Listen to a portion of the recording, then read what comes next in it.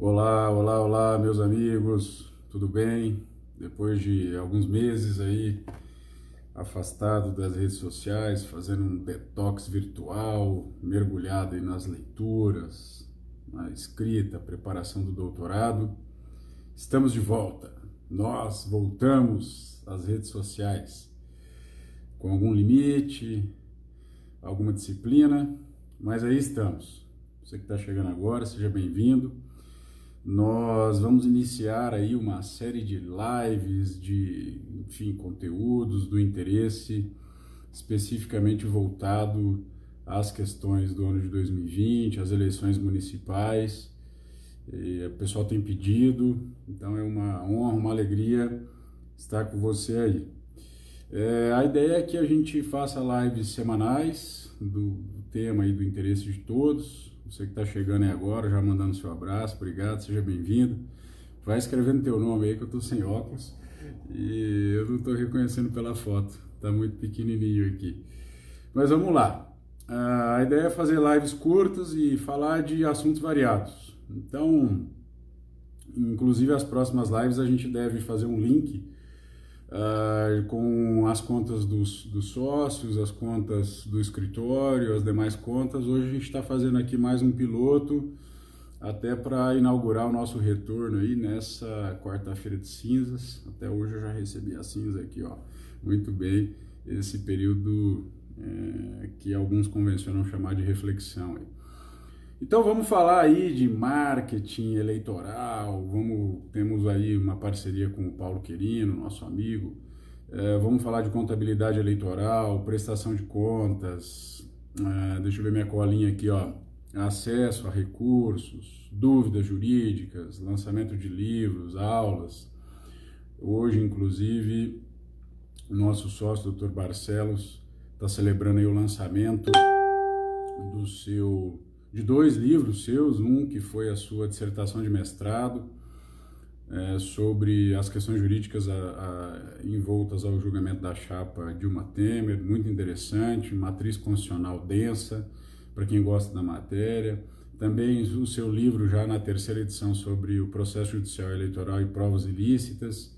Esse ano vai ser um tema muito interessante, aí a questão das gravações ambientais clandestinas, nesse mundo virtual que a gente vive aí cada vez mais, todo mundo, enfim, consegue gravar, enfim, as pessoas, e a toda hora esse entendimento, essa jurisprudência muda no Tribunal Superior Eleitoral e também no STF. Então a gente vai falar de tudo isso aí com calma, e especificamente hoje, conforme nós escrevemos aí, valeu Tiagão, Tiago Céfalo, um abraço, valeu, tamo junto, tamo de volta, tá?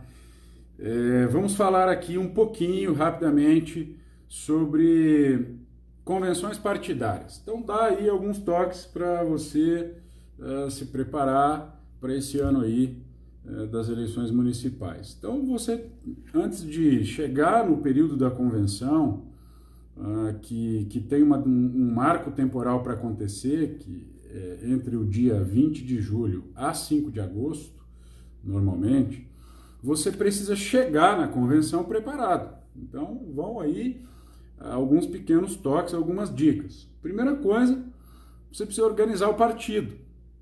Ver se o partido está com um registro válido perante a Justiça Eleitoral. Estou com minha colinha aqui, ó, que é o guia das eleições. Esse aqui ainda é de 2018, algumas coisas não mudaram, mas o guia de 2020 está pronto. A gente está esperando só a editora entregar.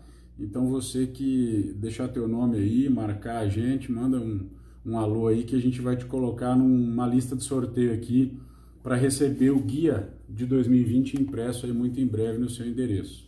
Para nós é uma honra poder ter leitores tão qualificados como vocês. Então voltando aqui à questão da convenção partidária. Bom, convenção vem da palavra do verbo convencionar, né? Fazer aquilo que convém, fazer acordos que convém a quem? Aos partidos que são ali representados pelos seus filiados partidários e encontram limites, não só dentro daquilo que foi estabelecido pela lei, mas os limites estabelecidos no estatuto do próprio partido. Então você precisa conhecer o estatuto do seu partido, pedir aí ao seu advogado da sua confiança, ao seu contador, a pessoa, enfim, que preside a diretoria do partido, tem a obrigação, né, gente, de conhecer o estatuto do partido. Então vamos lá, algumas tarefinhas aí. Você precisa ver se o partido tem registro válido perante a Justiça Eleitoral. Nós tivemos um caso muito emblemático já faz um tempo, numas eleições municipais, em que quando fomos fiscalizar os adversários, percebemos que o partido político de parte dos adversários, naquela época ainda existia coligação, estava com o registro da comissão provisória vencido e não renovado perante a Justiça Eleitoral. Olha que curioso. Nós sustentamos a tese, naquele momento foi vencedora, de que se o partido político estava com o prazo expirado e não renovado dentro do momento do pedido de registro de candidatura, que é quando se aferem essas condições, eu não teria, portanto, filiados partidários válidos. Então, há um só tempo eu não tinha partido e também não tinha filiado, que é uma condição para o registro das candidaturas, enquanto assim não for alterado, né? O partido político tem um monopólio do registro das candidaturas. Não temos ainda no Brasil, embora essa seja uma discussão crescente, a figura das candidaturas independentes. De modo que cassamos naquele momento, pleiteamos a cassação e obtivemos a vitória da chapa inteira daqueles candidatos, muitos dos quais concorrentes à reeleição naquele momento. Então olha que coisa simples, mas precisa ser visto agora. Se o registro da validade do seu partido está ali atualizado perante a Justiça Eleitoral. Você também precisa atentar para essa questão e essa novidade, a gente escreveu sobre isso, tem um artigo recente, lá não é tão recente assim, na verdade, mas que foi citado recentemente, lá no Conjuro, que eu tive a honra de escrever com a doutora Roberta Gresta, doutora pela Universidade Federal de Minas Gerais, assessora do ministro Barroso, se não me engano, no TSE hoje. Eu sempre confundo o Roberto se é com o Barroso, eu falo que acho que é o Barroso, né? Ministro Luiz Roberto Barroso. Em que nós já naquele momento atentávamos para essa coisa da validade indeterminada da comissão provisória, que é outro problema no Brasil, especialmente agora em eleição municipal. Porque olha que curioso, é comum acontecer que os partidos vão ali se organizando em forma de comissão provisória, com seus grupos para lançar os seus candidatos, chega às vésperas da convenção partidária, às vezes o cacique do partido lá na capital percebe que aquele grupo local não satisfaz os interesses já previamente ali fechados de alguns caciques e acaba fazendo o quê? Destitui aquela comissão provisória e nomeia outra que atenda os seus interesses. Isso é ruim. Interfere na própria formação e fortalecimento do partido, na democracia intrapartidária, ou seja, a democracia que tem que haver dentro do partido.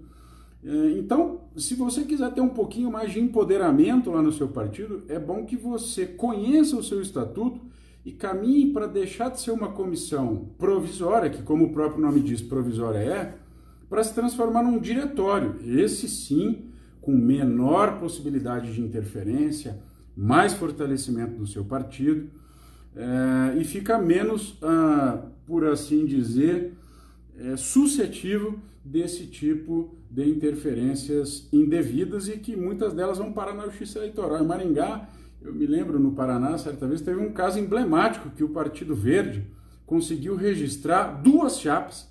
Tinha o Partido Verde do A e o Partido Verde do B. Aí chegou na hora de contabilizar os votos, foi um problema tremendo, não contabilizaram os votos, por exemplo, daquele candidato muito bem votado e que ganhou até o noticiário, porque era um gari, e o que é muito legal, porque a ideia da democracia é essa mesmo, que todos tenham condição de participar, e o Luizinho Gari não teve naquele momento os votos computados, porque por alguma razão, dentro daquelas dois grupos lá e dois partidos que conseguiram registrar a candidatura, a Justiça Eleitoral só contabilizou um grupo e por alguma razão não contabilizou o outro. Enfim, o caso é um pouco complexo, mas acabou que depois de um ano e pouco ele conseguiu ter esses votos contabilizados e entrou e exerceu ali o seu mandato. Mas imagine o problema, a confusão que foi desaguar lá na Justiça, tudo porque nasceu de uma comissão provisória que tinha se transformado em diretório, que sofreu a interferência de um partido, e a Justiça foi resolver isso, e quando foi ver, já de certa forma, um tanto quanto ali a destempo. Então, para atentar aquilo que importa, a questão do prazo das comissões provisórias, se você puder, transforme-se em diretório, se não, fique atento a essa coisa do prazo indeterminado, ou enfim, que não existe mais, tá? A terceira dica é que você averigue o registro do Cadastro Nacional da Pessoa Jurídica, CNPJ, que todo partido político precisa ter, certo? Então você cheque com o seu contador, se o seu partido ainda não tem um contador e um advogado, dê uma olhada nisso, porque já faz algum tempo que todas as prestações de contas precisam ser assinadas não só pela diretoria, mas por um contador e por um advogado, tá? Então procure o seu contador, cheque se a validade perante a Receita Federal, o Cartão Nacional da Pessoa Jurídica, está direitinho lá, tá? Você ainda tem tempo para regularizar isso. Uma outra dica, a quarta dica, vão me ajudando aí, acho que é a quarta dica.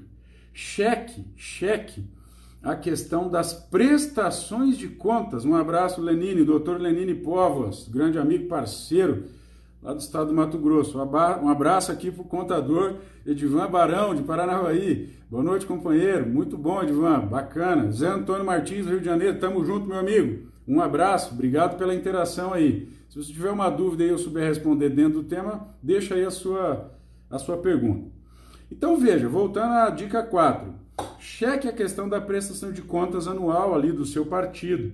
Muitos partidos tinham o costume de não prestar contas ou fazer aquela prestação de contas zerada. A Justiça Eleitoral já não tem mais aceitado isso, né? E aí a Justiça Eleitoral muitas vezes acabava declarando aquelas contas não prestadas. Sabe qual é a penalidade para quem não presta contas? É justamente não receber, ficar impedido por um certo tempo de receber a cota à parte que aquele partido faz jus, tem direito, melhor dizendo, ao recebimento dessa cota à parte do fundo partidário. Então precisa tomar cuidado com isso, porque se você tiver com essa pena eventualmente imposta e válida, o que vai acontecer? Boa parte um pouco mais de R$1 bilhão, R$1 bilhão que tem esse ano para as campanhas municipais, o seu partido estará impedido de receber. Então dá tempo de correr atrás disso ainda. Fala com o teu contador, fala com o teu advogado, vai no cartório eleitoral, checa se existe alguma pena a esse respeito lá e que te impeça de receber esses recursos, tá? É importante ter em mente que a gente tem esse ano duas fontes de dinheiro público para os partidos políticos, né, e os seus respectivos candidatos. Uma que é aquela fonte já antiga lá, que é a do FP, o Fundo Partidário, e a outra fonte que é o FEF, que é o Fundo Especial de Financiamento de Campanha. Ultrapassam a cifra de R$1 bilhão. Os partidos que tiverem com essa tarefa de casa feita, obviamente, têm um pouco mais chance, atendidos os requisitos ali intrapartidários, de ao menos estarem aptos a receberem esse recurso. Porque não adianta nada você pedir também o recurso e não estar apto a receber esse recurso todo. E uma quinta dica importante, a questão das contas bancárias. Estando com tudo isso em dia, o seu partido precisa ter aberto ali contas bancárias específicas para o recebimento desses recursos, tanto do fundo partidário quanto do Fundo Especial de Financiamento de Campanha. Então, essas são as dicas. Você tem tempo aí de se preparar para tudo isso, ficar atento que agora não tem mais papel, é tudo pelo PJE, o procedimento judicial eletrônico. Então é bom que você comece a se organizar desde já, as suas convenções para acontecer. Tem que ter ata, tem que ter comunicação aos convencionais, aos filiados, comunicação à Justiça Eleitoral, tem uma série de requisitos que precisa ser cumprido muito antes, não dá para fazer isso depois ou em cima da hora. Ficar atento à questão do fim das coligações, isso vai ser tema de uma outra live, você está sabendo, né? Para as eleições proporcionais não tem mais esse ano coligação.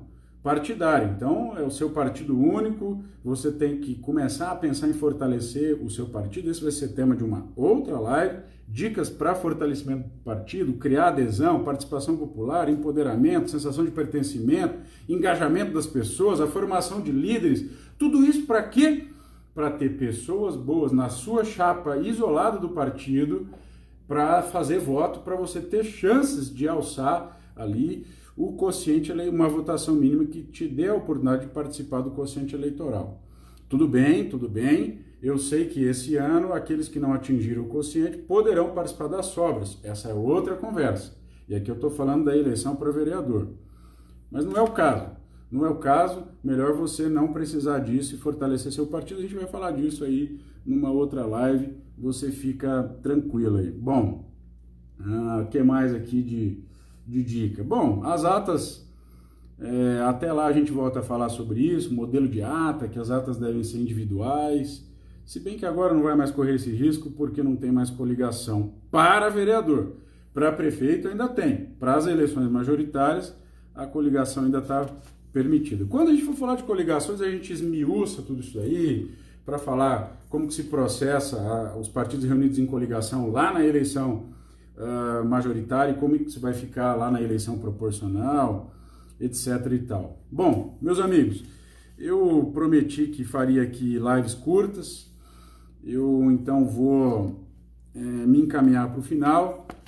Professor Alzir, um grande abraço, espero que nós possamos nos encontrar mais vezes. Lembrar, aqui ó, tem uma coisa interessante, um lembrete interessante aqui, que não tem mais, tem gente que confunde a história da candidatura nata. Eu já sou vereador, então eu estou com a minha candidatura garantida, etc, etc. Olha, eu já vi acontecer, eu não posso citar a cidade, mas um cidadão que pensava assim, chegou lá na convenção e não foi escolhido.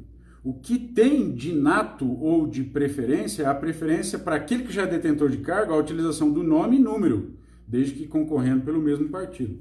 Mas a candidatura, o direito de ser candidato, mesmo para você que já é titular de um mandato, a coisa não é bem assim não. Bom, então ficam aí essas pequenas dicas a respeito da convenção, da organização do seu partido, tudo ainda com tempo, para que a gente vá aprimorando aí essas que nós estamos aqui chamando de pequenas pílulas de direito eleitoral que nós pretendemos fazer aí ao longo do tempo. Um abração para todos vocês, tenham uma boa noite e até a próxima. Valeu, gente!